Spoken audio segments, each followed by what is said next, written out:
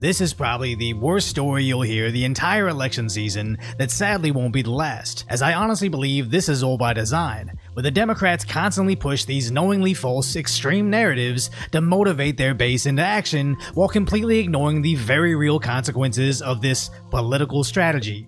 As in Minnesota, a pathetic excuse for a father allegedly ended himself and his entire family. The Daily Mail reports he went to his ex's home and took out her and their teenage son. Then he went to his home to take out his wife and their young son, then finally did it to himself right after. As it is now known, he was growing increasingly afraid of religious zealots coming after him and his family, being burned at the stake like a witch, with previous statements saying Republicans will make it harder for women to escape abuse, citing Gilead, which is again Democrats suggesting Republicans will make America like the fictitious Handmaid's Tale. And it's never one-to-one. The Democrats told him to take out his family, so he did it. But if you constantly tell someone that is clearly mentally unwell that Donald Trump is literally Hitler, he's coming to take your family, and your life is at stake, you run the very real risk that they will actually believe your constant top-to-bottom messaging, as these people go to concerts hearing this. Donald Trump's playbook for controlling and punishing women,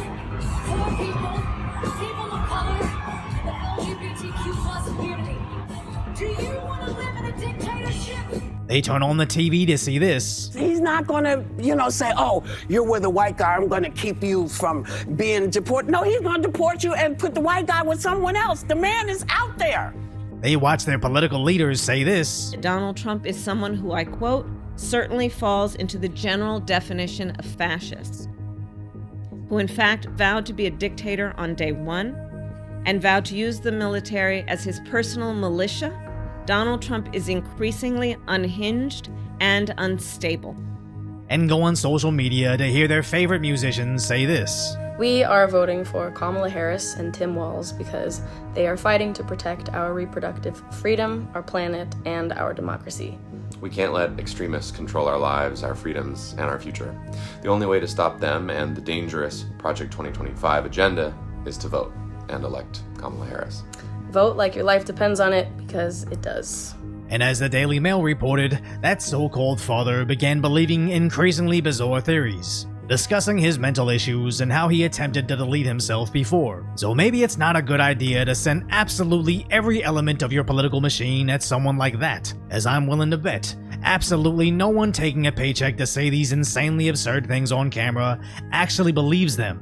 It's just the script they're knowingly reading to the mentally unwell, as almost every study done between conservatives and liberals show that liberals are much more likely to have these issues, but that never stops them from preying upon those problems for their gain. As beyond the media, even in California public schools, you had a teacher telling kids Trump is like Hitler and could put you in a concentration camp. And this is a public school teacher that leads their mental health club. With non-stop top-to-bottom propaganda, some of these people never stood a chance. Now, I'm in no way forgiving that father for doing the worst thing imaginable, as if he was some sort of victim in this, because he's not. He's subhuman. I'm just also implicating the Democrats and their new strategy of capitalizing on the easily manipulated members of their party, purposely activating their emotional instability to utilize them as useful idiots that will do their bidding. As a Democrat congressman with a very specific tie to China has already called them into action, and a Muse on X shows us countrywide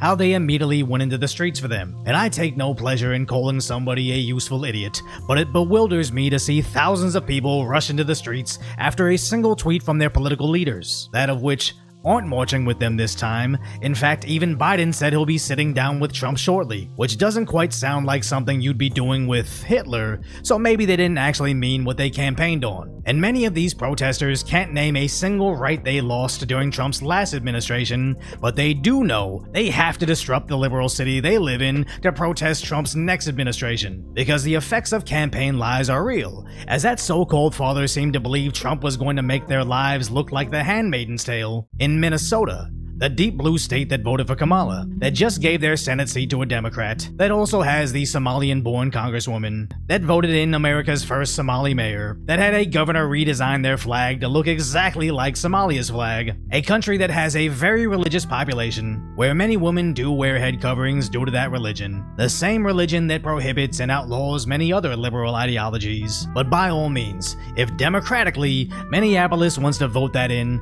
let them do whatever they want. The same way I don't want a liberal president telling conservatives how to live locally, I don't think I should be able to supersede what allegedly the Minnesota residents want. I'm just pointing out how the Democrat machine fooled that idiot into thinking a Republican several states away in the White House is going to make your family look like that fictitious TV show while completely ignoring what is actually happening locally.